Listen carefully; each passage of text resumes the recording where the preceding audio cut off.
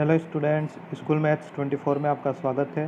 आज हम बात करेंगे आपके एग्ज़ाम में आने वाले एक बहुत ही महत्वपूर्ण क्वेश्चन जो 6 मार्क्स का क्वेश्चन आएगा।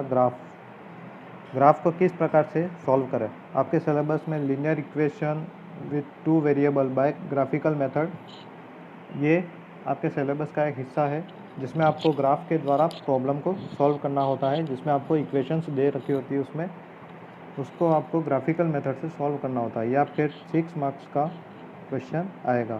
आपने 9th क्लास में इससे related substitution method, elimination method, graphical method आपने पढ़ा होगा और उसमें से ग्राफिकल मेथड है। तो शुरू करते हैं वीडियो को। तो ये है आपकी स्क्रीन पे ग्राफ है। ग्राफ में सबसे पहले ग्राफ मिलने के बाद आपको अपना रोल नंबर और क्वेश्चन नंबर लिख देना है। उसके बाद देखिए ये जो ग्राफ है उसमें जो बॉक्स दे रखे छोटे छोटे, ये छोटे छोटे बॉक्स जो है वो 1 सेंटीमीटर का है। एक बॉक्स 1 सेंटीमीटर का है और इसके अंदर 10, जैसे मैं जूम करके बताऊँ, 10 आपके पास स्मॉल बॉक्स है। इस बॉक्स के अंदर, इस बॉक्स के अंदर आपके पास 10 स्मॉल बॉक्स है जो 1 mm के हैं। तो 1 centimetre is equal to 10 mm होता है। मैं ये आपको इसलिए बता रहा हूँ क्योंकि आपको स्केल लेनी होगी, स्केल से आपको ग्राफ बनाना होगा। तो आपको सबसे पहले स्केल आपको डिसाइड करनी होगी कि जो मैं वैल्यूज़ लूँगा वो ग्राफ में मतलब किस टाइप से मैं लिखूँगा और इसके लिए मुझे कितना स्पेस चाहिए इत्यादि। जैसे कि ये ग्राफ के बारे में आपको इंट्रोडक्शन में दे दिया है। तो सबसे पहले ग्राफ मिलने के बाद आपको प्लस का शेप बनाना है। तो यहाँ से आप प्लस का शेप बना देंगे ग्राफ पे। मतलब आपने पढ़ा होगा ग्राफ, मतलब आपने शुरुआत कैसे करते हैं ग्राफ की, ये आपको आपने 9th क्लास में पढ़ा है इसके बारे में। तो अपन शुरू करते हैं क्वेश्चन से। जैसे एग्जांपल थ्रू मैं आपको समझाऊँ तो pair of linear equations are 2x + 4y = 10 है और 3x + 6y = 12 है। और ये लीनियर इक्वेशन है। लीनियर इक्वेशन क्यों है? क्योंकि इसकी मैक्सिमम पावर इक्वेशंस की 1 है, ठीक है, इसलिए ये लीनियर इक्वेशन। अगर मैक्सिमम पावर इक्वेशन की 2 होती तो उसको क्या कहते हैं? Quadratic equation. तो यहाँ पे मैक्सिमम पावर 1 है, इसलिए इसको कहेंगे लीनियर इक्वेशन। ये लीनियर इक्वेशन, इसमें कितने वेरिएबल है? 2 वेरिएबल है, एक x है और एक y है। अपन को x और y की वैल्यू फाइंड करनी है। अपन को 2 इक्वेशन दे रखी है। एक इक्वेशन है 2x + 4y = 10, सेकेंड इक्वेशन है आपके पास 3x + 6y = 12। अब इन इक्वेशन से अपन को x और y की वैल्यू फाइंड करनी है, ठीक है। तो इक्वेशन फर्स्ट से 2x + 4y = 10 है, तो आपको ग्राफ पे आपको पॉइंट्स फाइंड करने पड़ेंगे। इस इक्वेशन से आपको क्या फाइंड करने पड़ेंगे? पॉइंट्स। तो पॉइंट्स फाइंड करने के लिए पॉइंट्स यानी x और y की वैल्यू फाइंड करनी पड़ेगी। अब जैसे फर्स्ट इक्वेशन है 2x + 4y = 10। अगर y की वैल्यू अगर मैं 0 रखूँगा तो x की वैल्यू क्या आएगी? 2x + 4 × 0 = 10। तो x की वैल्यू 2x = 10 हो जाएगा। तो x की वैल्यू ट्रांसफ़र होकर 2 उसमें डिवाइड में चला जाएगा, RHS में, तो आएगी 5। अगर x की वैल्यू मैं 1 रखूँ, x की वैल्यू कितनी रखूँ? 1, तो y की वैल्यू देखो कैसे निकलेगी? 2 और x की वैल्यू रखी 1 + 4y = 10। 4y = 10 - 2 = 8, तो y की वैल्यू आएगी 2। तो इस प्रकार से आपको टेबल बना लेनी है। x और y दो पॉइंट्स लेंगे तो भी ग्राफ कोई दिक्कत नहीं है, 3 लोगे तो भी कोई दिक्कत नहीं है। वो आपकी सुविधा पर निर्भर है। आपकी सुविधा अनुसार आपके जैसे भी लेना चाहो आप पॉइंट्स ले सकते हो। अब इक्वेशन 2 से, इक्वेशन 2 अपने पास क्या थी? इक्वेशन 2 थी आपके पास 3x + 6y = 12। अब वैसे ही सेम प्रोसेस, x की जगह 0 रखा, y की वैल्यू फाइंड की 2 आई, ठीक है। और y की जगह 0 रखेंगे तो x की वैल्यू क्या आएगी? 4। तो x और y की वैल्यूज़ को अपन टेबल में इस प्रकार से रिप्रेजेंट कर देते हैं। x की वैल्यू 5 रखेंगे तो y की वैल्यू 0 आएगी। x की वैल्यू अगर 1 रखेंगे तो y की वैल्यू 2 आएगी। तो ये आपको ग्राफ में इस प्रकार से शो करना है। तो प्लस x डायरेक्शन में जो x एक्सिस है वहाँ पे सारी पॉजिटिव वैल्यूज़ रखनी, और y है वहाँ पे पॉजिटिव वैल्यू रखनी y एक्सिस पे, और x डैश और y डैश एक्सिस पे नेगेटिव वैल्यूज़ रखनी। तो सबसे पहले x की वैल्यू 5 और y की वैल्यू 0 फर्स्ट इक्वेशन के लिए। तो x की वैल्यू 5 का है, इसमें 5 ये रहा, x की वैल्यू 5 और 0 यानी 5 पे ही आएगा, तो पॉइंट्स आ गया 5 0। फिर नेक्स्ट वैल्यू रखेंगे x की वैल्यू 1 और y की वैल्यू 2। x की वैल्यू 1 का है, ये रही, और y की वैल्यू 2। तो P पॉइंट अपन ने फाइंड किया 1 2, ठीक है।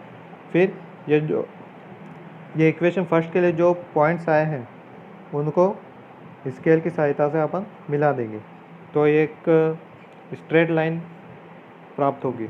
और वैसे सेकेंड इक्वेशन के लिए x की वैल्यू 5 रखेंगे और y की वैल्यू 0, तो x की वैल्यू 5 पे ये ग्राफ बनेगा। और वैसे इक्वेशन 2 के लिए 3x + 6y = 12 same process apply करेंगे और इस प्रकार से ये स्ट्रेट लाइन प्राप्त हो जाएगी। तो इस प्रकार से एग्जाम्पल सॉल्व किया अपन ने, इस प्रकार से ग्राफ सॉल्व हो जाएगा। तो 6 मार्क्स का है, आप 6 मार्क्स 6 में से 6 पूरे ला सकते हो। ये स्कोरिंग क्वेश्चन है। नेक्स्ट एग्जाम्पल अपन को पेयर ऑफ लीनियर इक्वेशंस दे रखी है और इसमें अपन को x और y की वैल्यू फाइंड करनी है ग्राफिकल मेथड्स। फर्स्ट है 4x + 6y = 18 और 2x + 3y = 9। तो first equation 4x + 6y = 18, x की वैल्यू 0 रखेंगे तो y की वैल्यू क्या आएगी, 3 आएगी।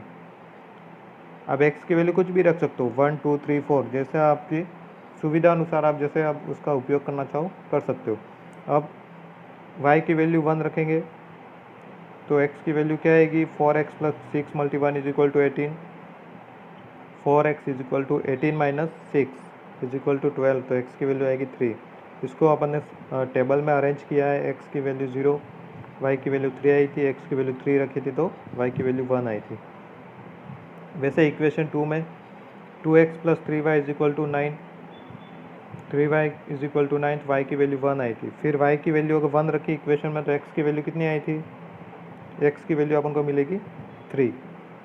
अब नेक्स्ट इसी प्रकार से ये फर्स्ट वाला मेथड से अपन पहले वाले प्रोसेस से अपन 2x + 3y के लिए इस प्रकार का, और 4x + 6y इस पर भी सेम पॉइंट दोनों मिले हैं, इसलिए ये दोनों मतलब एक दूसरे पे सम्मित है, ये सम्मित कह सकते हैं इसको, यानी एक दूसरे पे ढकी हुई लाइन से, दो लाइन से आपको एक लाइन दी रही है पर एक लाइन नहीं, इसके ऊपर ही दोनों इक्वेशन की एक ही लाइन प्राप्त हुई, ठीक है।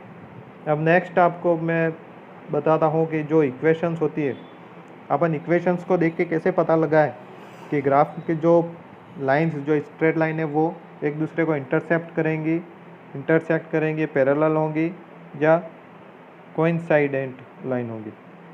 तो जैसे कि दो इक्वेशन अपने पास है, a1x + b1y + c1 = 0, यह अपन ने माना है, और माना लेट सेकेंड इक्वेशन है a2x + b2y + c2। अब इक्वेशन फर्स्ट में x का कोफिशिएंट क्या है, a1, y और y का कोफिशिएंट क्या है, b1, और c1 क्या है, कांस्टेंट है।